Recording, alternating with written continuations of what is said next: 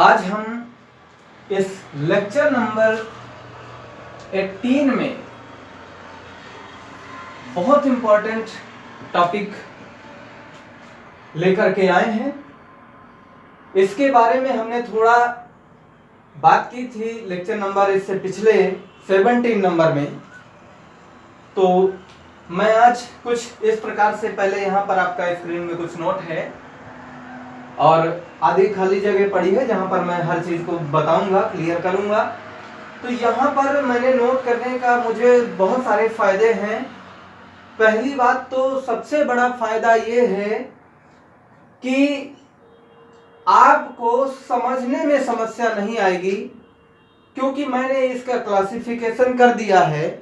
तो आपको यहाँ समझने में बात में दिक्कत नहीं होगी कि मैं किस दोष के बारे में समझा रहा हूँ। जी हाँ, मैं यहाँ आज ठोसों में, क्रिस्टल में, आयनिक क्रिस्टलों में दोष के बारे में, डिफेक्ट की जानकारी देने आया हूँ। पिछले वीडियो में आपको थोड़ा बहुत मैंने इंट्रोडक्शन दिया है और यहाँ पर अब डिटेल में मैं और जानकारी दूंगा। इसके बाद टॉपिक से संबंधित जो भी डिफिनीशन है मैं उनको सभी को करा दूंगा, समझा करके यहाँ बता दूंगा, समझाऊंगा। मैं यहाँ नेक्स्ट वीडियो में मैं केवल डिफिनीशन राइट कराऊंगा। ओके, तो यहाँ पर आपको देखने को मिल रहा है जो आपके सामने है, ठोसों में जो दोष है वो 3 प्रकार से है और फिर उनको किस रूप में डिवाइड किया गया मैं अभी समझा दूंगा। लेकिन सबसे बड़ी बात यह है कि इसको लिखने का बेनिफिट बहुत सारे हैं। वो ये है कि पहली बात तो हमने लिख करके दिया है तो मेरा भी टाइम बचेगा, वीडियो कम लंबा होगा। दूसरी कंडीशन ये है कि मैं यहाँ पर किसी भी चीज को लेकर के समझाऊंगा तो आपको समझ में आएगा कि मैं कौन से दोष के बारे में मैं समझा रहा हूँ, उसके विद एग्जाम्पल सहित लिखा हुआ है। तीसरी बात, ये आपका कंफ्यूजन को हर हाल में, सभी प्रकार के कंफ्यूजन को दूर करेगा। चलिए, तो हम ठोसों में दोष जो सॉलिड में डिफेक्ट था उसकी बात कर रहे थे। मैंने बताया था ठोसों में दोष को हम त्रुटि या अपूर्णता भी कह सकते हैं। वैसे तो दोष करके क्वेश्चन आएगा, हो सकता है त्रुटि की बात कर ले या अपूर्णता की बात कर ले, बात एक ही है, डिफेक्ट। ये 3 प्रकार का था। मैंने ये भी बताया था पॉइंट डिफेक्ट, बिंदु दोष के बारे में बताया था। दूसरा था लाइन डिफेक्ट और तीसरा था प्लेन डिफेक्ट यानी तल डिफेक्ट, और ये दूसरा आपका पंक्ति दोष था। इसके बारे में मैंने डिस्कस किया है, मैं एक बार फिर से बता देता हूं। जब किसी क्रिस्टल जालक में, आयनिक क्रिस्टल में, यदि किसी पूरे एक तल पर कोई डिफेक्ट मिलता है उसको हम प्लेन डिफेक्ट कहेंगे। अगर कोई क्रिस्टल में किसी एक पंक्ति में किसी भी प्रकार का दोष मिलता है, किसी एक पंक्ति या 2 पंक्ति या 3 पंक्ति, किसी विशेष पंक्तियों में अगर इस प्रकार का किसी प्रकार का डिस्टर्ब मिलता है यानी अशुद्धता मिलती है, पैटर्न में अव्यवस्था मिलती है, इस प्रकार से उत्पन्न दोष को हम लाइन डिफेक्ट कहते हैं। ये बात आपको बता दिया था पिछले वीडियो में भी, इसकी बारे में भी बताया था मैंने, पर फिर से यहाँ बात करूंगा क्योंकि मैंने कहा ये आपके लिए बहुत इंपॉर्टेंट होने वाला है। ये आपका बाई द वे कभी चांस पूछ ले कि तल दोष क्या है या लाइन दोष क्या है, लाइन पंक्ति दोष क्या है, वो आपको डिफिनेशन बता देना। मैं आगे नेक्स्ट वीडियो में मैं सभी की डिफिनेशन दूंगा जहां तक संभव होगा। फिर बात करते हैं पॉइंट डिफेक्ट, बिंदु दोष। जब किसी आयनिक क्रिस्टल में किसी बिंदु यानी किसी क्रिस्टल के किसी बिंदु जालकों पर या बिंदुओं पर कुछ अशुद्धता या व्यवस्था में अनियमितता पाई जाती है या अशुद्धि मिलती है या त्रुटि होती है तो हम उसको पॉइंट डिफेक्ट या बिंदु दोष कहेंगे। अब बात करते हैं इनके टाइप्स की। तो बिंदु दोष 3 प्रकार का होता है, यहाँ आपको क्लियर दिख रहा है 3 प्रकार के। एक स्टाइकियोमेट्रिक रस समीकरण मिति दोष, non stoichiometric defect, non stoichiometric defect, अरस समीकरण मिति दोष, और तीसरे टाइप का है इम्प्योरिटी डिफेक्ट। तो यहाँ पर 3 प्रकार के मिले, जैसा कि मैंने बताया था, जिसमें स्टाइकियोमेट्रिक बहुत ही इंपॉर्टेंट है आपका, और उसके साथ साथ नॉन स्टाइकियोमेट्रिक भी है, और यहाँ तक कि अशुद्धता दोष भी बहुत इंपॉर्टेंट है। सीधी बात है, पॉइंट डिफेक्ट आपको पूर्ण रूप से क्लियर होना चाहिए, सारे पॉइंट्स क्लियर होने चाहिए। तो बात करते हैं स्टोइकियोमेट्रिक। स्टोइकियोमेट्रिक शब्द को हमने बताया था कि जैसे मान लीजिए NaCl हमने Na प्लस और Cl minus Na plus Cl minus, इस प्रकार से हम Cl minus Na plus crystal में एक दूसरे के पड़ोसी विपरीत आयन वाले होंगे। इस आधार पे अगर हम इसको जमाते हैं तो अब यहाँ पर मैं पूरा डिस्कस करूंगा, तो देख लीजिए क्रम से। और यहाँ पर Cl minus Na plus Cl minus Na plus Cl minus Na plus, इस प्रकार के क्रिस्टल को हम क्या कहते थे? अगर इस प्रकार का कोई क्रिस्टल था तो हम उसको आदर्श क्रिस्टल कहते थे, क्योंकि इस प्रकार के क्रिस्टल में किसी भी प्रकार की अशुद्धता नहीं होती थी, इसलिए हम इसको आदर्श क्रिस्टल कहते थे। यहाँ से सब एक दूसरे से, जैसा कि आप जानते हैं, सब सटे हुए परमाणु आयन होते हैं, इसलिए हम एक दूसरे को सटे हुए दिखा सकते हैं। ये आदर्श क्रिस्टल था। इसमें हम अब हर प्रकार के दोष की बात करेंगे। तो सबसे पहली बात पॉइंट डिफेक्ट, कि किसी एक विशेष बिंदुओं पर कहीं पर अशुद्धता आ जाए, मैंने डिस्कस किया था, तो मुझे इसके बारे में मुझे नहीं लगता कि अब बताने की जरूरत है। मैं 2 बार बता चुका कि कोई भी क्रिस्टल है, अगर उसके किसी बिंदु पर एक क्लोरीन आयन या एक सोडियम आयन और एक क्लोराइड आयन दोनों बराबर अनुपात में चला जाए, या कोई एक चला जाए, या कुछ भी हो जाए, कोई भी किसी बिंदु पर प्रभाव आता है अगर, तो वो जो दोष उत्पन्न होगा वो पॉइंट डिफेक्ट कहलाएगा। उनकी बात में हो चुकी है, मैं बार बार नहीं करूंगा, आप पिछले वीडियो को देख सकते हैं, उनको अच्छे से डिफाइन किया गया। यहाँ पर बात करते हैं स्टोइकियोमेट्रिक। जैसा कि आप देख रहे हैं कि इस NaCl क्रिस्टल में अगर हमने 8 परमाणु Na के लिए हैं, समझने की बात है स्टोइकियोमेट्रिक क्या होता है, मैं उसकी बात कर रहा हूँ। अरस समीकरण और रस समीकरण की बात कर रहा हूँ। इसमें 8 सोडियम आयन है और 8 क्लोराइड आयन है, इनका अनुपात 8:8 है, अर्थात 1:1 है। मान लीजिए ये डिफेक्ट से पहले है, क्रिस्टल का जो अनुपात है, क्रिस्टल का अनुपात, इस क्रिस्टल में अनुपात जो धनायनों और ऋणायनों का मिलता है वो 8:8 अर्थात 1:1 मिल रहा है। अब बात करते हैं कि बाय द वे मान लेते हैं कोई डिफेक्ट आ जाता है, तो अगर ऐसा कोई डिफेक्ट आता है जिसमें एक धनायन और एक ऋणायन कहीं का गायब हो जाता है या दो गायब हो जाते हैं, तो अगर एक गायब हुआ है प्लस सोडियम आयन जो है 7 बचेंगे और रेशियो में क्लोराइड आयन भी 7 ही बचा है, ये 2 गायब होंगे तो 6 बचेगा। 6 का मतलब या 7 का मतलब होता है 1:1। कहने का मतलब है इसमें दोष उत्पन्न होने के बावजूद भी इनके मूलानुपाती सूत्र में रेशियो में किसी भी प्रकार का क्रिस्टल के जो अनुपात है उसमें किसी भी प्रकार का दोष उत्पन्न के बाद भी, क्रिस्टल में दोष उत्पन्न के बाद भी उसके रेशियो में कोई परिवर्तन नहीं आ रहा, ऐसे उत्पन्न दोष को हम स्टोइकियोमेट्रिक डिफेक्ट कहेंगे। स्टोइकियोमेट्रिक डिफेक्ट अर्थात रस समीकरण मिति दोष कहेंगे, जिसमें अनुपात में किसी भी प्रकार का कोई परिवर्तन नहीं मिलता है देखने को। तो बात करते हैं, ये बात आपको समझ में आ रही होगी कि अनुपात बराबर है। अनुपात कब बराबर नहीं रहेगा, जरा इसकी बात कर लेते हैं। जैसा कि मैंने अभी जो एग्जांपल दिया है, एक धनायन या दो धनायन और ऋणायन बराबर मात्रा में अगर गायब होते हैं, हमेशा बराबर आयन में ही गायब होंगे, तो यहाँ पर जो बात हुई है बिंदु दोष में, वो इस प्रकार का जब गायब होता है, एक धनायन और एक ऋणायन गायब होता है, अर्थात शॉर्ट लग गया, कम हो गया, शॉर्ट लग गया। मैंने कहा था कि शॉर्ट की डिफेक्ट, ऐसे दोष को शॉर्ट की डिफेक्ट कहते हैं, जो कि अब आपके सामने एग्जांपल्स भी नजर आ रहे हैं। NaCl, KCl, caesium chloride and KBr यानी potassium bromide and silver bromide की बात हो रही है। ये सभी एग्जांपल्स शॉर्टकी डिफेक्ट के हैं, इनमें इस प्रकार के दोष मिलते हैं जिसमें धन आयन और ऋण आयन बराबर अनुपात में खिसक जाते हैं या उस क्रिस्टल से गायब हो जाते हैं या चले जाते हैं। तो यहाँ पर जब गायब होंगे बराबर मात्रा में तो रेशियो में कोई परिवर्तन नहीं आएगा, अर्थात स्टाइकियोमेट्रिक होगा। फ्रेंकल दोष की बात करते थे तो मैंने जैसा कि आपको बताया था कि मान लीजिए ये आदर्श क्रिस्टल है तो क्लोराइड आयन है और ये सोडियम आयन है, ये आपका फिर से आदर्श क्रिस्टल मैंने बना लिया, फिर से आदर्श क्रिस्टल बन गया। अब बात करते हैं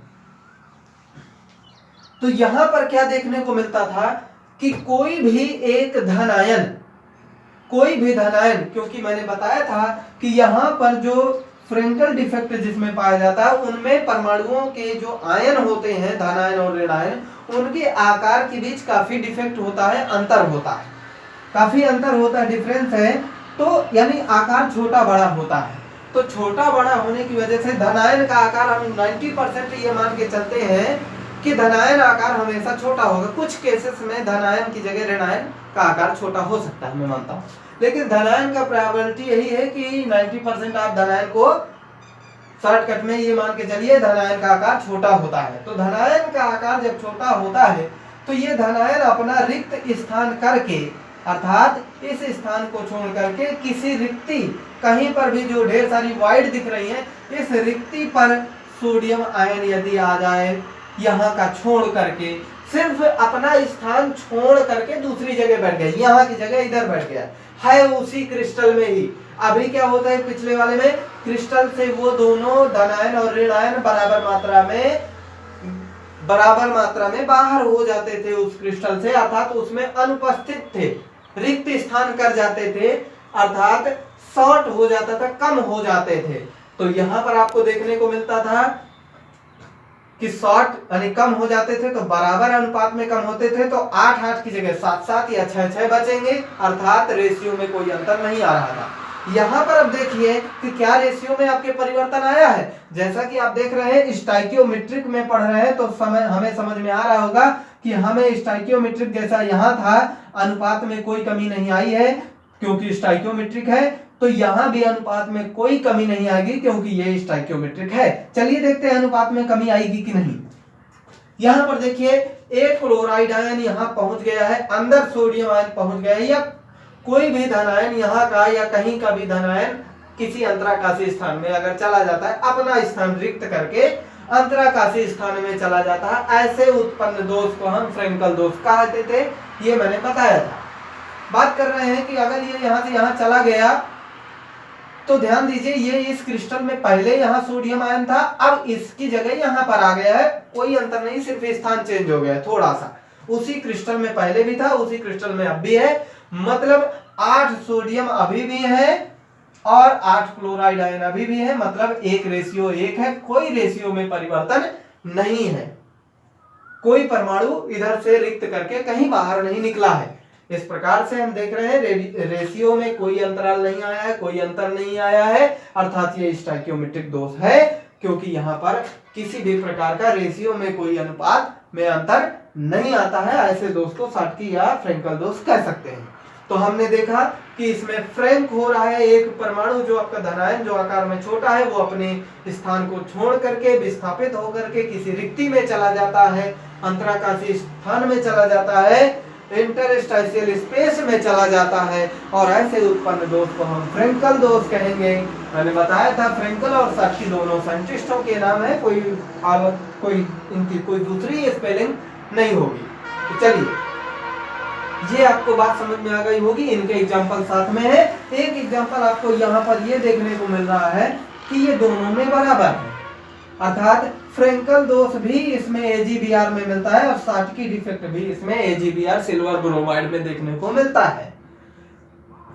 जनरली जो डिफेक्ट है वो क्या है, धन आयन ऋण आयन के आकार लगभग बराबर होते हैं, धन आयन और ऋण आयन के आकार लगभग बराबर होते हैं। इसमें परमाणु धन आयन और ऋण आयन बराबर मात्रा में इस क्रिस्टल की संरचना को छोड़ करके बाहर चले जाते हैं, रिक्त कर जाते हैं अपना स्थान, अर्थात इनका घनत्व कम हो जाता है, घनत्व कम हो जाता है।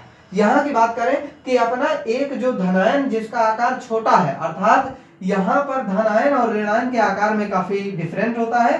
धनायन आकार ऋणायन की तुलना में काफी छोटा होता है, तो धनायन जो होता है छोटा होने की वजह वो रिक्त स्थान में जाके भर सकता है। तो इस प्रकार के जो दोष उत्पन्न होते हैं फ्रैंकल दोष कहलाएंगे, जिसमें धनायन अपना मूल स्थान छोड़कर किसी रिक्ति में चला जाता है, अर्थात इसमें किसी भी प्रकार का आयन, ऋण आयन या धनायन की कमी नहीं होती है, जिससे इसमें घनत्व में कोई परिवर्तन नहीं होता है। आकार जैसा कि मैंने बताया कि यहाँ पर धनायन का आकार छोटा और ऋणायन का आकार काफी मात्रा में बड़ा होता है, जबकि यहाँ पर लगभग समान होते हैं।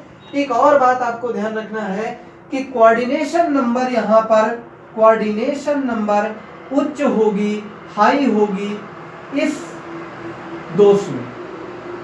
शॉर्टकी डिफेक्ट में कोऑर्डिनेशन नंबर उच्च होगी, अर्थात कोऑर्डिनेशन नंबर अधिक होगी, और यहाँ की कोऑर्डिनेशन नंबर निम्न होगी। ये भी आपका एक पॉइंट है।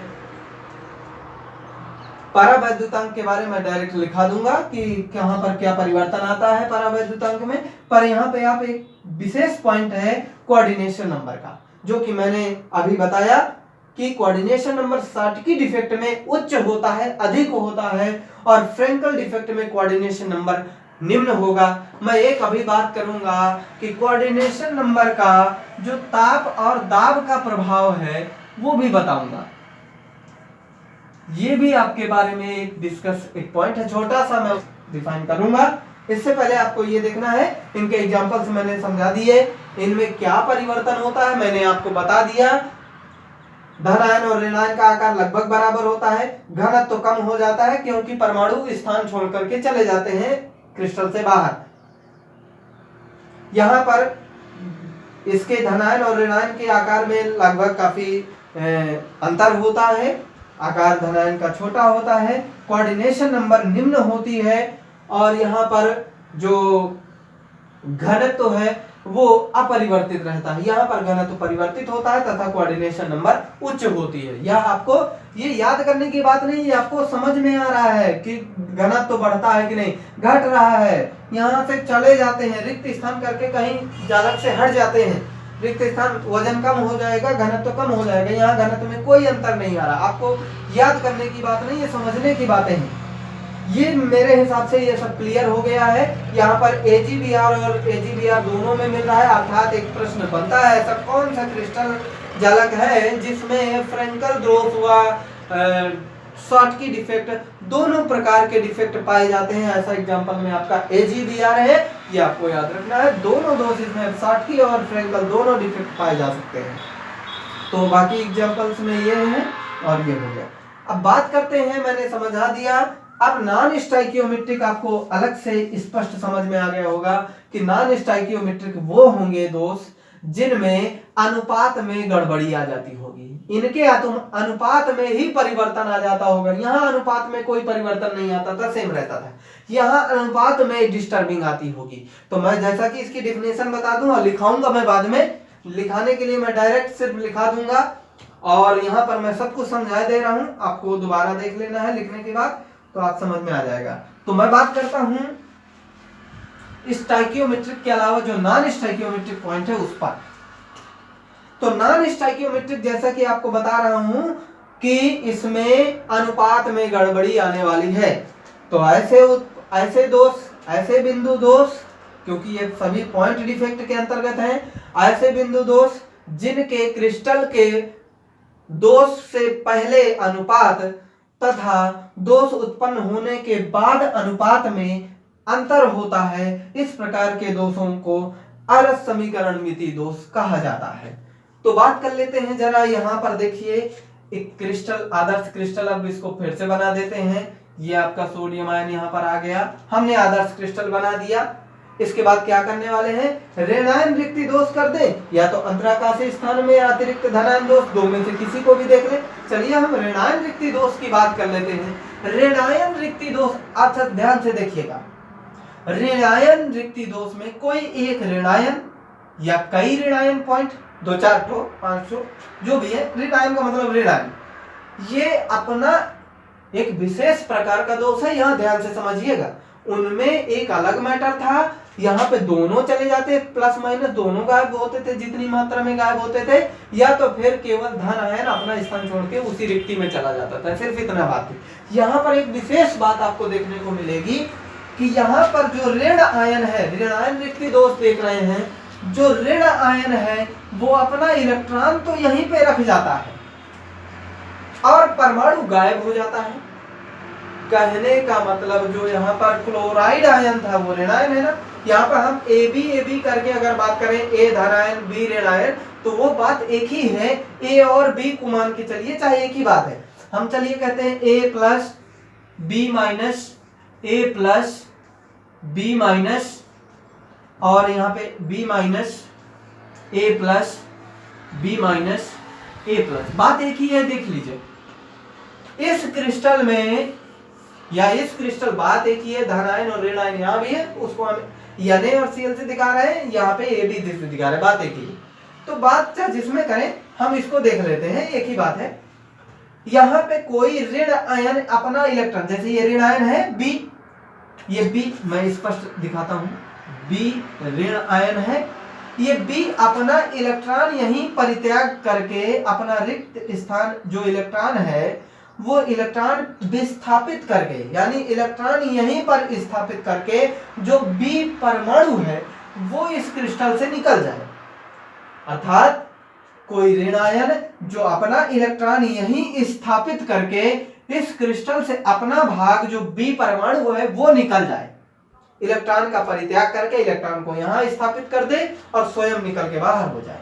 तो ध्यान दीजिए कि जब स्वयं परमाणु कम हो गया, अगर यहां से Cl परमाणु जब कम हो जाएगा, Cl परमाणु क्यों कम हो जाएगा, सोडियम क्यों नहीं, हम बात कर रहे हैं ऋणायन रिक्ति दोष, ऋणायन अपना स्थान छोड़ के जाएगा।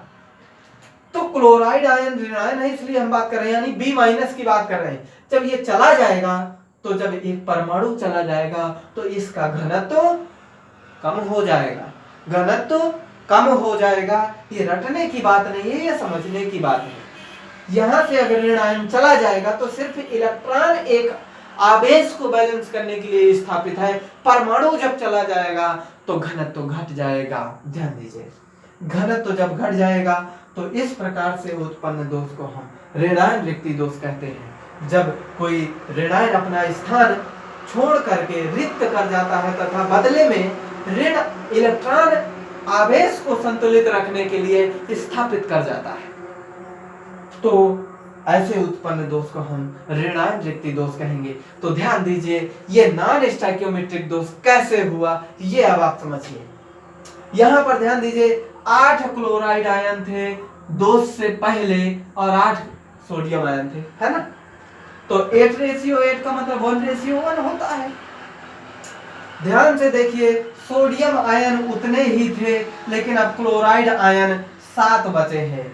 अगर 2 क्लोराइड आयन यानी 2 ऋण आयन चले गए होते तो 6 बचता, अर्थात 8 और 6, इसका मतलब अब ये 1:1 नहीं बचा है। कोई भी आपका पूर्णांक में बराबर में नहीं है कि ऐसा हम 1:1 कर सके। ये आपका देखने को मिल रहा है कि इसके जो अनुपात में, पूर्व अनुपात में दोष से पहले जो अनुपात था वो दोष उत्पन्न होने के बाद उतना ही अनुपात नहीं रह जाता है। इस प्रकार के उत्पन्न दोष को हम नॉन स्टोइकियोमेट्रिक असमीकरणमिति दोष कहेंगे। तो ध्यान दीजिए ऐसे दोष आपको किस में मिलने वाले हैं, ऋणायन रिक्ति दोष में और अंतराकाशीय स्थान में अतिरिक्त धनायन दोष में। इसकी भी बात करूंगा। यहाँ पर एन आयन आपका वैकेंट डिफिशियंसी की बात हो रही है, तो यहाँ पर एग्जांपल आपके सामने है LiCl, NaCl, KCl। आप गौर से देखिए LiCl, NaCl, KCl आपके कहाँ मिल रहे हैं, 60 की डिफेक्ट में। अर्थात ये ऐसे दोष मिलेंगे, ऋणायन रिक्ति दोष उन क्रिस्टलों में मिलता है जिनमें 60 की डिफेक्ट पाया जाता है। अर्थात ऐसे डिफेक्ट जिनमें धन आयन और ऋणायन दोनों गायब हो जाते हैं 60 की डिफेक्ट में। धन आयन और ऋण आयन आपस में दोनों लगभग बराबर मात्रा में गायब होते हैं। उन प्रकार के दोषों में, उन क्रिस्टलों में भी ऋणायन रिक्ति दोष भी मिलता है। अर्थात इनमें 60 की डिफेक्ट भी मिल सकता है और ऋणायन रिक्ति दोष भी देखने को मिल सकता है। तो बात करते हैं आगे। अब बात करते हैं ये आपका अंतराकाशी स्थान में अतिरिक्त धनायन दोष, अर्थात यहाँ पर जो लिखा हुआ है extra cation defect on interstitial space. तो एक्स्ट्रा कैटायन डिफेक्ट जो है उसको हम बात कर लेते हैं। एक्स्ट्रा कैटायन, चलिएगा देखिएगा, ये भी आपका नॉन स्टोइकियोमेट्रिक है, तो यहां भी आपका अनुपात जो होगा वो बिगड़ने वाला होगा, अनुपात बिगड़ेगा।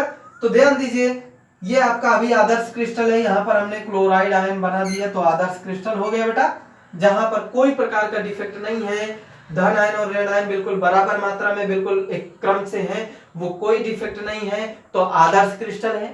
अब इस आदर्श क्रिस्टल में जैसा कि मैं पढ़ने जा रहा हूं कि अंतराकाशी स्थान में अतिरिक्त धनायन दोष, अंतराकाशी स्थान में इंटरस्टेशियल स्पेस में जब कोई एक्स्ट्रा कैटायन आ जाए, अब एक्स्ट्रा कैटायन ये एक नॉर्मल सा क्रिस्टल है, आदर्श क्रिस्टल, ये ढेर सारे अंतराकाशी स्थान आपको देखने को मिल ही रहे हैं। जब परमाणु रखे जाते हैं तो आपको अच्छे से पता हो चुका है कि जब परमाणु किसी भी व्यवस्था में रखा जाए तो बीच बीच में स्पेस आपको मिलता ही मिलता है, उसी को हम अंतराकाशी स्थान या वॉइड कहते हैं, रिक्ति कहते हैं। तो ये आपका क्रिस्टल की बात चल रही है, तो यहाँ पर अंतराकाशी स्थान रिक्ति कहेंगे, वही चीज वहां भी है, वॉइड है। बात कर लेते हैं कि जब इसमें कोई प्रकार का दोष नहीं है, अब यहां पर एक्स्ट्रा प्लस आयन अर्थात धनायन, एक्स्ट्रा धनायन कोई एंट्री मारता है, एक्स्ट्रा कैटायन, इसको कैटायन भी बोलते हैं बेटा, जो धन आयन परमाणु होते हैं उनको कैटायन बोलते हैं, CAT कैट और आयन कैटायन, ओके। और जो ऋण आयन होता है उनको एनायन बोलते हैं, ओके, एनायन, ऋण आयन को एनायन बोलते हैं। यहां पर ध्यान दीजिए कि जो रिक्त स्थान है उसमें कोई एक्स्ट्रा पार्ट, एक्स्ट्रा धनायन चला, अब जरूरी नहीं है कि यहां पर ही, मैंने जैसा कि बता दिया है कि कहीं पर भी किसी भी रिक्त स्थान की बात कर रहा हूं, और एक जरूरी नहीं कि एक ही परमाणु हो, एक ही धनायन या ऋणायन की बात हो, 2 4 6 8 ये, लेकिन बिंदुओं में पूरे क्रिस्टल जैसा कि आपको बताया हजारों लाखों की संख्या में परमाणु जमे होते हैं, तो हजारों लाखों छिद्र होंगे, स्पेस होंगे, और उनमें 2 4 10 हजार अगर इस प्रकार की रिक्तियों में बिंदु दोष मिलते हैं या किसी भी प्रकार का बिंदु दोष उत्पन्न होता है, तो इसकी बात हो रही है यहाँ पर। तो एक्स्ट्रा कैटायन अर्थात कोई, अब यहाँ पर सोडियम और क्लोराइड आयन की बात की गई है, तो जैसी बात है यहाँ पर कैटायन की बात करें तो सोडियम आयन आएगा, तो सोडियम आयन आ गया कहीं बाहर से, तो यहां पर देख रहे हैं, ध्यान से देखिए, घनत्व तो बढ़ जाएगा कि नहीं, घनत्व तो बढ़ जाएगा, कोई एक्स्ट्रा आया है ना, जब घनत्व तो बढ़ जाएगा, अब आवेश भी बढ़ गया है, प्लस आयन आया है, तो उसको बैलेंस रखने के लिए कहीं रिक्ति पर एक इलेक्ट्रॉन भी स्थापित हो जाएगा, अर्थात इस प्रकार के दोष में कोई एक एक्स्ट्रा धनायन किसी रिक्ति पर आ जाता है तथा उसको, उसके क्रिस्टल के आवेश को संतुलित रखने के लिए एक्स्ट्रा इलेक्ट्रॉन विस्थापित हो जाता है, किसी रिक्ति पर स्थापित हो जाता है। इस प्रकार से जो उत्पन्न दोष है उसको हम एक्स्ट्रा कैटायन डिफेक्ट कहेंगे अंतराकाशी स्थान पर। तो ये आपका एग्जांपल है ZnOAgBr, AgBr आपका देखिए अंतराकाशी स्थान में अतिरिक्त धनायन दोष अर्थात नॉन स्टोइकियोमेट्रिक भी इसमें मिलता है AgBr में। तो ध्यान दीजिए, अब इसके अनुपात में कहां गड़बड़ी आई, जी हाँ, अनुपात में गड़बड़ी आ गई है।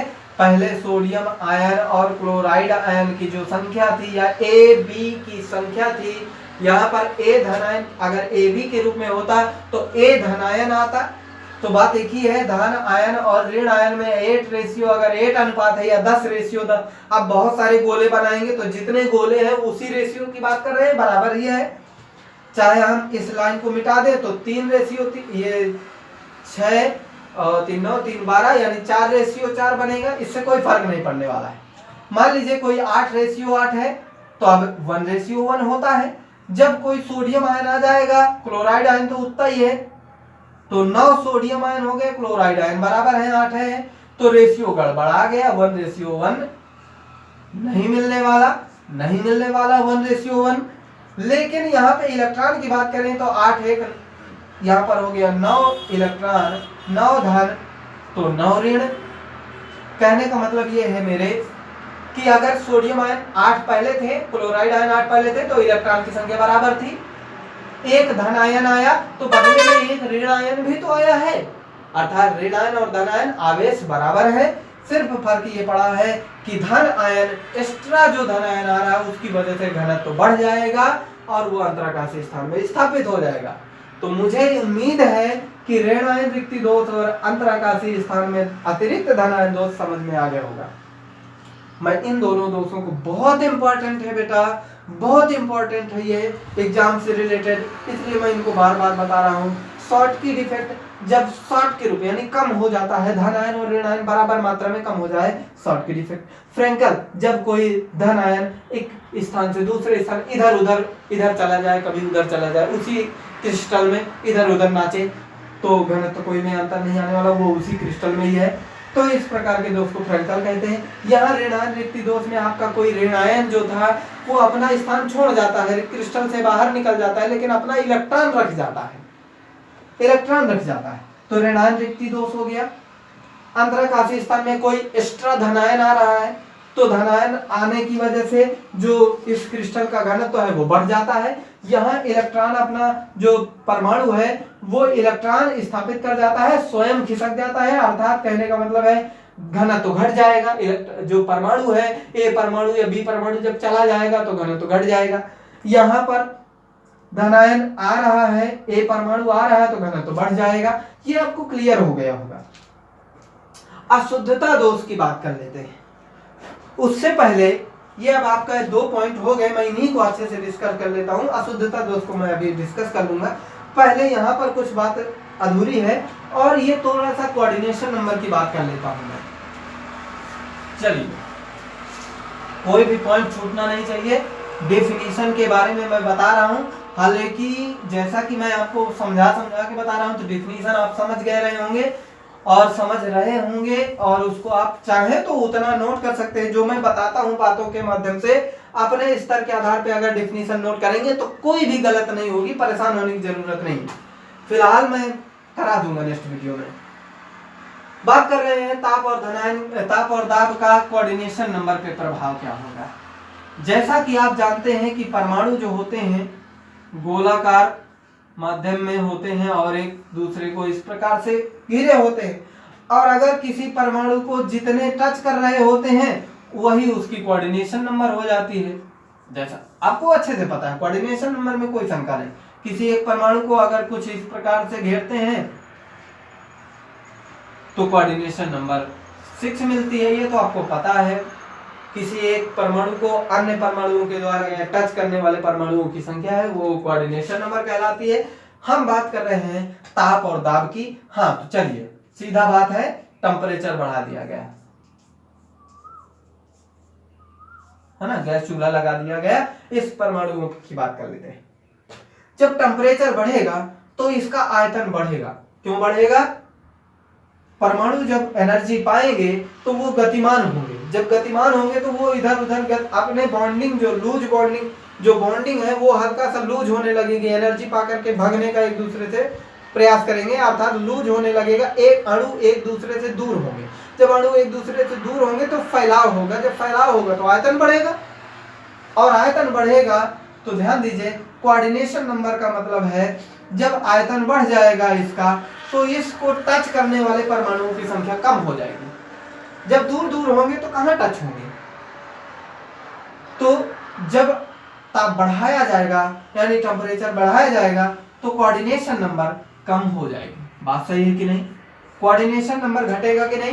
ताप बढ़ाने पर कोऑर्डिनेशन नंबर कम होगी। ये रटने की बात नहीं, समझने की बात है। बात कर लेते हैं दाब। जब मान लीजिए किसी पात्र में गेंद भरे हैं, मान लीजिए इसमें कोई किसी को टच नहीं कर रहा है, माने कोऑर्डिनेशन नंबर अभी मान के चलिए 0 है, कोई किसी को टच नहीं कर। लेकिन भैया जब दाब बढ़ाओगे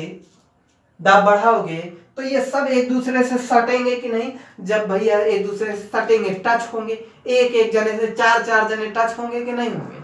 एक एक जने से। अब भीड़ होती है, आपका जो पंडाल लगा है बारात वाली खाने वाले सिस्टम, जब भीड़ नहीं होती है यानी जब प्रेशर नहीं होता है तो एक दूसरे से दूरी बनाते हैं, और जब भीड़ लग जाती है, दाब बढ़ जाता है, तो समझ लीजिए एक दूसरे से सट जाएंगे, एक एक को साथ साथ लोग टच करेंगे, एक दूसरे के ऊपर खोपड़ी में जो प्लेटें हैं वो रखेंगे, तो टेम्परेचर यानी दाब बढ़ाने पर ये एक दूसरे के पास आएंगे, अर्थात परमाणु को, किसी एक परमाणु को अन्य कई परमाणु टच करने वाले हैं, टच करेंगे तो कोऑर्डिनेशन नंबर बढ़ जाएगी, उच्च हो जाएगी, अधिक हो जाएगी। दाब बढ़ाने पर कोऑर्डिनेशन नंबर बढ़ती है, ताप बढ़ाने पर कोऑर्डिनेशन नंबर घटती है। ध्यान दीजिएगा, कभी कहा जाए कि ताप कम करने से क्या प्रभाव पड़े, ताप कम करने से कोऑर्डिनेशन नंबर बढ़ने लगेगी, ताप बढ़ाने पे कम होता है, अगर घटाएंगे ताप को तो कोऑर्डिनेशन नंबर उच्च होगी। वही चीज है, दाब बढ़ाएंगे तो कोऑर्डिनेशन नंबर बढ़ेगी, दाब बढ़ाएंगे ज्यादा से ज्यादा मॉलिक्यूल एक दूसरे के संपर्क में आएंगे, दाब घटा लेंगे यानी हटा लेंगे दाब तो कोऑर्डिनेशन नंबर फिर से पुनः कम हो जाएगी, दाब बढ़ाएंगे फिर से अधिक हो जाएगी। तो ध्यान देने की बात है। इसके बाद हमारा एक टॉपिक और बचा हुआ है, इस ऋणायन रिक्ति दोष से संबंधित, मैं इसकी बात और कर लेता हूं। वीडियो, उम्मीद है, मुझे लगता है वीडियो काफी लंबा हो रहा है, फिर भी आपका काम है इस पॉइंटों को सभी को क्लियर करना, और हम समझाते चल रहे हैं, आप समझते चले, बेटर है। ध्यान दीजिए, मान लीजिए A प्लस करके हम इस बार दिखा रहे हैं, इससे कोई फर्क नहीं पड़ता है कि हम सोडियम क्लोराइड लिखें, A माइनस B प्लस, कहाँ गड़बड़ी कर रहे हैं, माइनस, ठीक है, और यहाँ पर B minus A plus, B minus A plus, ऐसे करके लिखते हैं। चलिए लिखे देते हैं जल्दी से, B minus A plus, B minus A minus नहीं, B minus, B minus A plus, B minus A plus. अब गौर से देखिए, हम किसके बारे में बात कर रहे हैं बेटा, ऋणायन रिक्ति दोष के बारे में बात कर रहे हैं।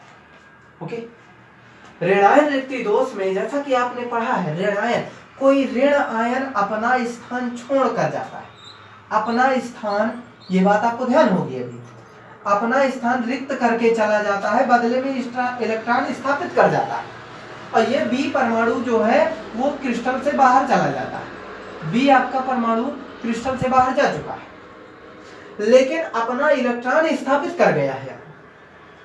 तो अब ध्यान दीजिए, ये जहां पर इलेक्ट्रॉन स्थापित है, ये खाली जो बिंदु पड़ा है, रिक्त स्थान पड़ा है जिसमें सिर्फ इलेक्ट्रॉन है, उसको हम बिंदु को, उस क्षेत्र को हम कहते हैं बेटा एफ केंद्र। एफ केंद्र, बहुत ध्यान से देखने की बात है।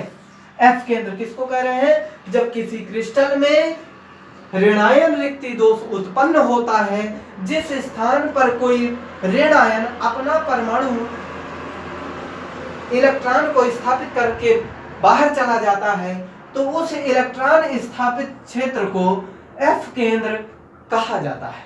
इसको फर्व केंद्र कहा जाता है, फर्व केंद्र, फर्व सेंटर, फर्व केंद्र, FC, फर्व सेंटर। इसको वर्ण केंद्र भी बोलते हैं, वर्ण केंद्र हिंदी में वर्ण केंद्र बोलते हैं, और कहते हैं रंग केंद्र। बहुत सारे नाम है, इसको ध्यान दीजिए, क्या क्या नाम है जरा देख लीजिए, मैं यहां पर नोट किए दे रहा हूं। इस फर्व सेंटर को हम क्या क्या कहेंगे जरा जाने। एक तो आपका हो गया एफ केंद्र, एफ केंद्र कैसा नाम से, वर्ण केंद्र, रंग केंद्र, फर्व सेंटर। ओके, ये कई नाम हैं जो आपको देखने को मिल रहा है। चलिए, इसकी एक विशेषता ये है कि जहां पर फर्व सेंटर मिलता है, उस क्रिस्टल की बात कर ले विशेष तौर पे, तो विशेष रूप का एक इलेक्ट्रॉन रखा हुआ है जो आपका अयुग्मित इलेक्ट्रॉन है, अयुग्मित इलेक्ट्रॉन। इस अयुग्मित इलेक्ट्रॉन होने के कारण ये अयुग्मित इलेक्ट्रॉन होने के कारण ये आपके रंगीन हो जाते हैं, ये क्रिस्टल रंगीन हो जाते हैं, रंग उत्पन्न करते हैं। वर्ण जैसा कि लिखा एफ केंद्र वर्ण केंद्र अर्थात वर्ण जिससे कलर उत्पन्न होता है, जिसकी वजह से, जिस केंद्र की वजह से कलर उत्पन्न होता है उसको रंग केंद्र या वर्ण केंद्र या एफ केंद्र कहते हैं। अब बात कर रहे हैं कि जो अयुग्मित इलेक्ट्रॉन है तो इसी की वजह से विद्युत का चालन भी हो जाएगा, इलेक्ट्रिसिटी कंडक्ट होने लगेगी। दूसरी बात, ये रंगीन आयन बनेंगे, रंगीन क्रिस्टल बनेंगे, जैसा कि इनके एग्जांपल में है LiCl। ये आपका जो LiCl है ये गुलाबी रंग उत्पन्न करता है। कैसा? गुलाबी रंग। मैं थोड़ा सा इसको डिलीट करता हूं। ये शॉटकी डिफेक्ट में पाए जाते हैं, शॉटकी डिफेक्ट भी इनमें होता है। चलिए, ये गुलाबी रंग होता है। NaCl की बात कर ले अगर, तो ये पीले रंग का क्रिस्टल प्रदान करता है, पीला। और ये जो KCl है ये बैगनी रंग का, वायलेट रंग का देता है, बैगनी। तो कोई प्रकार की कंफ्यूजन इसमें? LiCl गुलाबी, NaCl पीला, KCl बैगनी रंग के क्रिस्टल प्रदान करते हैं। यदि इस प्रकार का इलेक्ट्रॉन यहाँ पर एफ केंद्र मौजूद रहता है अर्थात ऋणायन रिक्ति दोष होने पर इस प्रकार के क्रिस्टल प्राप्त होते हैं। मैं ये बात आपको बताने के लिए दोबारा इस बात पर चर्चा किया। आपको एफ केंद्र समझ में आ गया, एफ सेंटर, इसको हम इलेक्ट्रॉन दिख रहा है, यहाँ पे हम इलेक्ट्रॉन न लिख करके हम इसको एफ भी कर सकते हैं, ये समझ में आएगा। एफ केंद्र है, फर्व सेंटर है, यही की वजह से रंग उत्पन्न होता है। मैं एक बात यहाँ पर और कहूंगा, अयुग्मित इलेक्ट्रॉन को मैंने एक ट्रिक बताई थी, a² = p²। मैंने बोला था जब 11th में मैंने पढ़ाया था, एक ट्रिक के माध्यम से मैंने आपको बताया था a² = p²। चलिए याद दिला देता हूं। आ और अयुग्मित इलेक्ट्रॉन अनपेयर्ड, कहने का मतलब है अयुग्मित जो इलेक्ट्रॉन होंगे, अनपेयर्ड इलेक्ट्रॉन जो होंगे वो अनुचुंबकीय होंगे, अनुचुंबकीय होंगे, अनुचुंबकीय वो होते हैं जो चुंबक की ओर आकर्षित होते हैं। p² को जरा देख लीजिए, बहुत अच्छी ट्रिक है, बहुत अच्छी ट्रिक है, ये मेरे माध्यम से बनाई गई है। a² = p², जैसा कि आप जानते भी होंगे, मुझे लगता है ये मेरे गुरुजी का नाम है, p² chemistry classes in Kanpur, आपको बर्राबाई में और यशोदा नगर में और किदवई नगर 3 जगह पर यहाँ पर चलती है कानपुर में। तो ये p² का मतलब भी आप समझ लीजिए, जो हमारे गुरुजी हैं वो ये कहते हैं, हालांकि ये बात मैं बोल रहा हूं क्योंकि ये मैंने ट्रिक बनाई है। तो देखिए, p² का मतलब होता है पेयर इलेक्ट्रॉन, पेयर यानी युग्मित इलेक्ट्रॉन, पेयर इलेक्ट्रॉन प्रतिचुंबकीय, प्रा आ रहा है ना, p आ रहा है तो प्रतिचुंबकीय, बात समझ में आ गई। जो अनपेयर्ड इलेक्ट्रॉन है, अयुग्मित इलेक्ट्रॉन है, वो अनुचुंबकीय होते हैं, जो पेयर इलेक्ट्रॉन है वो प्रतिचुंबकीय होते हैं, चुंबक की ओर से प्रतिकर्षित होते हैं, ये आकर्षित होते हैं, अनुचुंबकीय आकर्षित होते हैं। तो ये बात भी इसका शॉर्टकट में हमने बता दी। बस एक लास्ट बात बची है जो कि अंतराकाशीय स्थान में, वो सॉरी अशुद्धता दोष की बात करूंगा, अशुद्धता दोष, ओनली एक ही पॉइंट अब आपका बचा हुआ है, उसको भी मैं क्लियर कर देता हूं। हालांकि ये वीडियो काफी लंबा हो रहा है, फिर भी अब बस लास्ट बात है तो मैं उसको डिस्कस ही करता हूं। ये भी बात हो गई, कोऑर्डिनेशन नंबर की बात हो गई। ताप बढ़ाने पे कोऑर्डिनेशन नंबर घटती है और दाब बढ़ाने पे बढ़ती है। चलिए, अशुद्धता दोष जो होता है वो 2 प्रकार का, ये भी है स्टोइकियोमेट्रिक भी और नॉन स्टोइकियोमेट्रिक, ये सभी 2 प्रकार के हैं। देख लीजिए, पॉइंट डिफेक्ट टोटल 3 प्रकार का था, फिर 2 प्रकार के सब है, सब डिस्कस हो चुका, यही बता। अशुद्धता दोष यानी अशुद्ध, मतलब कोई प्रकार का इम्प्योरिटी, अशुद्धता मिला दी जाए। तो ध्यान दीजिए, इसमें बहुत इंपॉर्टेंट बात है, आपको ध्यान रखने की बात है, उदासीन परमाणु अशुद्धता दोष। यहाँ पर आपको एक बात याद रखनी है, 14 ग्रुप, आवर्त सारणी में 14 ग्रुप का मतलब है 4th ग्रुप का 4th एक बार, अर्थात काशी गए शंकर पार्वती, काशी गए शंकर पार्वती, ये आपको ट्रिक भी याद होगी। इस ग्रुप की बात कर रहे हैं। जनरली आप जानते हैं कि ये आपके विद्युत के कुचालक होते हैं, कोई अनपेयर्ड इलेक्ट्रॉन होता नहीं है। कहने का मतलब यहाँ पर ये है कि ये आपके विद्युत के अचालक होते हैं जनरली, सामान्यता पर, और सामान्य स्तर पर ये आपके अचालक होते हैं। परंतु ध्यान देने की बात है, यहाँ पर देखिए 14 से पहले कौन सा ग्रुप आएगा? 13 यानी थर्ड ए। थर्ड ए कौन सा? बाल गेंद इंडिया, है ना, बाल गेंद इंडिया। इसके बाद वाला 15 ग्रुप, मैं इसको 14 आपको यहां पर स्पष्ट क्लियर कर रहा हूं, वो बात आपको ध्यान रखनी है। 14 ग्रुप उदासीन परमाणु अशुद्धि दोष में अब आपको अशुद्धियां मिलाना है। ये आपका 14 ग्रुप है। फोर्थ ए की बात हो रही है, इसी को हम 14 ग्रुप आईपीएससी सिस्टम के आधार पर, न्यू मॉडल के आधार पर हम बात करते हैं तो 14 ग्रुप कहलाता है। फोर्थ नंबर का ये है आपका काशी गे शंकर पार्वती। इसमें हम इनकी बात करने वाले हैं, सिलिकॉन और जर्मेनियम की। इसके बाद 15 नंबर की जो ग्रुप है, इससे आगे का ग्रुप 15 यानी फिफ्थ नंबर, फिफ्थ ए भी कहते हैं, ये है। इसके बाद कार्बन के बाद जो आता है नाना पटेकर, ऐश्वर्या, सभी बीमार। तो यहां पर फास्फोरस या आर्सेनिक की बात करें, इसमें दो, इससे पिछले वाले में भी आ जाइए जरा। 13 ग्रुप यानी थर्ड ए, 13 ग्रुप। इसमें कौन सा है? बाल गेंद इंडिया, तेंदुलकर। इस प्रकार से जो हमारी ट्रिक थी उसके आधार पे हम ये भी बता लिए कि कौन से ग्रुप में कितने एलिमेंट इस प्रकार से हैं क्रम से। बस बात करना है, हमारा ये मेन मकसद है। इसमें भी इन दो तत्वों की बात करेंगे, एल्यूमिनियम और गैलियम। अब जरा समझिए यहां पर किस प्रकार के दोष की बात हम करने वाले हैं। ध्यान से देखिए, ये आपके सिलिकॉन की या जर्मेनियम की बात करें तो जनरली हम सिलिकॉन को अगर चलिए ले लेते हैं, सिलिकॉन की अंतिम कक्षा में 4 इलेक्ट्रॉन होते हैं। चलिए ये सिलिकॉन का मॉलिक्यूल है, ये 4 ले लेते हैं। अब ये सिलिकॉन परमाणु अन्य कई सिलिकॉन परमाणुओं से इस प्रकार से जुड़ा होता है जैसे हीरे की संरचना।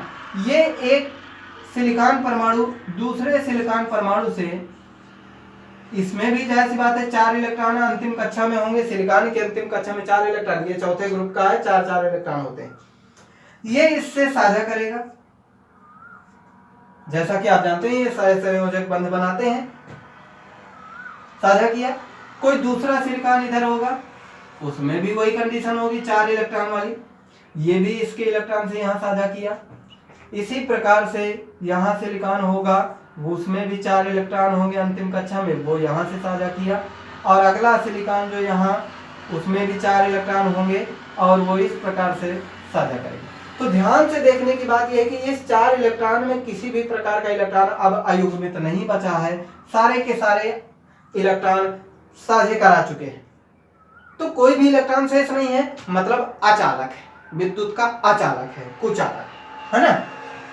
ध्यान दीजिए, ये इसी प्रकार से सिलिकॉन, जिस प्रकार से ये सिलिकॉन 4 सिलिकॉन से जुड़ा, ये भी 4 से जुड़ेगा। एक इधर से जुड़ा है, एक इधर से सिलिकॉन से जुड़ेगा, ये इधर से सिलिकॉन जुड़ेगा, ये इधर से सिलिकॉन से जुड़ जाएगा। ये सिलिकॉन पुनः फिर 4 लोगों से जुड़ जाएगा, 4 जगह से, 1 2 3 4। फिर ये सिलिकॉन 4 जगह से, 1 2 3 और ये 4। इस तरह से ये एक संरचना क्रमशः चलती जाती है। बात हम कर रहे हैं इसके इलेक्ट्रॉनों की। ये एक सामान्य स्थिति में है, जब अचालक की अवस्था में होते हैं, सामान्य अवस्था में। अगर ये आपका शुद्ध है, 14 ग्रुप को लिए हैं जो कि ये आपका शुद्ध है, इस प्रकार का एक क्रिस्टल है, ठीक है, ये आपका एक संरचना वाला क्रिस्टल है। अब इस क्रिस्टल में कोई अशुद्धि मिला दे, जैसे कि आपको पता चला उदासीन परमाणु अशुद्धि दोष। अब इसमें अशुद्धि मिला दें तो होने वाला क्या है, अगर अशुद्धि 13 ग्रुप का यहां से किसी को मिलाते हैं, इस अशुद्धि से अगर कहीं पर इस 13 ग्रुप से मिलाते हैं, तो इस प्रकार की अशुद्धि को हम पी डोपिंग कहेंगे, पी डोपिंग यानी पी का मिलाना, पी डोपिंग या पी टाइप संधि, पी टाइप डोपिंग, ठीक है, पी टाइप अर्धचालक कह सकते हैं। एक मिनट चाक मैं चलती है। पी टाइप डोपिंग या पी टाइप अर्धचालक, अब अगर इधर का कोई ग्रुप का मिलाया जाता है, इस 14 का जो शुद्ध रूप है इसमें कुछ मात्रा में अशुद्धि मिलाना है। ये डोपिंग होती क्या है? जब किसी शुद्ध क्रिस्टल में कुछ मात्रा में अशुद्धि मिलाई जाती है तो उसको हम डोपिंग कराना कहते हैं, ठीक है, मिलाना कहते हैं। अब इस मिलाने से क्या फायदा होगा? जबकि हम जानते हैं कभी भी अशुद्धियां मिलाई नहीं जाती हैं, अशुद्धियों को दूर किया जाता है, लेकिन हम यहाँ फायदा पाएंगे तो हम कुछ भी करने वाले हैं, ठीक है। फायदा क्या होगा मैं अभी दिखाऊंगा। ये फिलहाल अर्धचालक, पी टाइप अर्धचालक, अगर कोई इस 15 ग्रुप का इसमें मिलाया जाता है तो एन टाइप, इसको मिलाने से एन टाइप अर्धचालक मिलेगा, एन टाइप अर्धचालक या एन टाइप डोपिंग कहलाएगी। ओके, ये बात, इस क्रिस्टल को मैं मिटा रहा हूं, जरा समझिएगा। अब मैं इसको समझा करके फिर से बता रहा हूं। अब आपको काफी कुछ क्लियर हो गया होगा कि कहां पर क्या मिलाना है तो क्या हो रहा है। चलिए अब ध्यान से देखिए, इस सिलिकॉन में जो कि 14 नंबर का ग्रुप था, इस 13 नंबर के ग्रुप से अगर हमने इसको गए बाल गेंद, ये गैलियम को मिला रहे हैं अगर इसमें, तो जब मिला दिया तो ये आपका पी टाइप अर्धचालक बनाएगा। ये अब क्लियर है, पी टाइप अर्धचालक। अगर इस 14 ग्रुप में कोई 15 नंबर का ग्रुप ऐड करते हैं, जैसे कि नाना पाटेकर, ऐश्वर्या, आर्सेनिक को मिला दें, तो ये अगर मिला दिया जाएगा तो एन टाइप अर्धचालक मिलेगा। और ये मिलाना 15 नंबर के ग्रुप को मिलाना, एन टाइप अर्धचालक मिल रहे हैं, अर्थात एन टाइप डोपिंग कहलाएगी। मिलाने का मतलब है डोपिंग कराना, अशुद्धि मिलाना, अति सूक्ष्म मात्रा में डोपिंग कराना, एन टाइप अर्धचालक, और यहां से पी टाइप अर्धचालक। ये बात क्लियर है। 14 वाले शुद्ध रूप वाले में मिलाना है। 14 ग्रुप में 13 को मिला रहे हैं तो पी टाइप मिलता है, और इसको मिलाते हैं तो एन टाइप मिलता है अर्धचालक, पी एन। ओके, अब बात कर लेते हैं कि मिलाने से फायदा क्या है। हाँ, यहां से आपको फायदा समझ में आएगा। सिलिकॉन है, जैसा कि अंतिम कक्षा में 4 इलेक्ट्रॉन होते हैं। चलिए हम एक बार 13 के ग्रुप को हम साधारण से एल्युमिनियम लेते हैं, मिलाते हैं। एल्युमिनियम जैसा कि आप जानते हैं, चलिए 3 इलेक्ट्रॉन होते हैं, तो 1 इलेक्ट्रॉन तो यहां से ये साझा कर लेगा। जब ये सिलिकॉन में 4 इलेक्ट्रॉन होते हैं, अब ये एल्युमिनियम अगर फंसेगा तो एल्युमिनियम, ध्यान देने की बात है कि एल्युमिनियम अगर कहीं पर सिलिकॉन के बीच में मिश्रित किया गया है तो ये एल्युमिनियम में जानते हैं कि 3 होते हैं, अंतिम कक्षा में 3। ये लीजिए, अगर सिलिकॉन यहां सिलिकॉन फंसा, यहां सिलिकॉन फंसा, यहां सिलिकॉन फंसा, इसके इधर भी सिलिकॉन फंसा, तो यहां से एल्युमिनियम का इस सिलिकॉन ने साझा कर लिया, इस सिलिकॉन ने साझा कर लिया, इस सिलिकॉन ने साझा कर लिया, तो ये सिलिकॉन को इलेक्ट्रॉन घट रहा है। इलेक्ट्रॉन घट रहा है ना, इलेक्ट्रॉन घट रहा है। इस सिलिकॉन को एल्युमिनियम के पास अब साझा कराने के लिए नहीं बचा है, इलेक्ट्रॉन कम हो रहा है, अर्थात इलेक्ट्रॉन के लिए यहाँ पर होल मिल रहा है। इलेक्ट्रॉन नहीं साझे करने के लिए सिलिकॉन का इलेक्ट्रॉन है, यहाँ पे इलेक्ट्रॉन है ही नहीं, तो ये एक प्रकार का इलेक्ट्रॉन छिद्र, इलेक्ट्रॉन होल मिल रहा है, अर्थात इलेक्ट्रॉन की कमी है। इलेक्ट्रॉन की कमी महसूस करेगा तो हमको इलेक्ट्रॉन की कमी महसूस करने वाले को हम, ये आपका पी टाइप का अर्धचालक या पी टाइप की डोपिंग कहलाएगी। यहाँ पर इलेक्ट्रॉन की बढ़ोतरी हो जाएगी। जब फास्फोरस आएगा तो अंतिम कक्षा में 5 इलेक्ट्रॉन रहेंगे। जैसा कि आप देख रहे हैं, सिलिकॉन से एक सिलिकॉन साझा कर लेगा, इधर से सिलिकॉन साझा कर लेगा, 4 सिलिकॉन की वैलेंसी होती है तो 4 जगह साझा कर लेगा, 1 इलेक्ट्रॉन अभी भी अधिक रहेगा। इस प्रकार से नेगेटिव चार्ज बढ़ जाएगा। जब नेगेटिव चार्ज बढ़ जाएगा तो यहाँ पर नेगेटिव अर्थात एन टाइप अर्धचालक कहलाएंगे। और इस प्रकार की जो डोपिंग है, जो मिलाई जाने वाली अशुद्धि है, वो एन टाइप डोपिंग कहलाएगी। बस एक बात अब और इसमें क्लियर करना है, डायोड और ट्रायोड को भी मैं थोड़ा सा बता देता हूं। डायोड और ट्रायोड की बात कर लेता हूं। मैं उम्मीद कर रहा हूं कि 13 ग्रुप वाले को अगर 14 की किसी शुद्ध सिलिकॉन में मिलाया जाता है, 13 ग्रुप को 14 से सिलिकॉन में मिलाया जाता है तो ये पी टाइप अर्धचालक देता है। अगर 15 तरफ से मिलाते हैं, 15 का कोई ग्रुप यानी फास्फोरस और आर्सेनिक वगैरह कुछ मिलाते हैं तो ये एन टाइप के अर्धचालक देते हैं। ये बात तो आपको क्लियर हो रही होगी। इसके बाद मैं थोड़ा सा ये बात करूंगा यहाँ पर कि डायोड और ट्रायोड, ये जो पी संधि है और ये एन है, पी टाइप का और एन टाइप का, अगर हम इन दोनों को मिला दें, पी और एन टाइप का, है ना, एन और पी या पी एन एक ही बात है, पी एन संधि बोलते हैं इसको, पी एन संधि यानी मिला दें। तो पी एन संधि अगर हम मिला दें तो इस प्रकार से कोई अगर इस प्रकार की मिलावट वाली बैटरी से इलेक्ट्रेट होती है अगर यहाँ पर, क्योंकि जानते हैं आप, या तो इलेक्ट्रॉन घटने लगता है इसको मिलाने से, यहाँ पर इलेक्ट्रॉन घटने लगता है, अर्थात सिलिकॉन का जो इलेक्ट्रॉन है इससे साझा नहीं कर पाता है, यहाँ इलेक्ट्रॉन कम हो जाता है, 3 इलेक्ट्रॉन रहते हैं, यहाँ 4 है तो साझा नहीं कर पाता, इलेक्ट्रॉन कम हो जाते हैं और यहाँ बढ़ जाता है।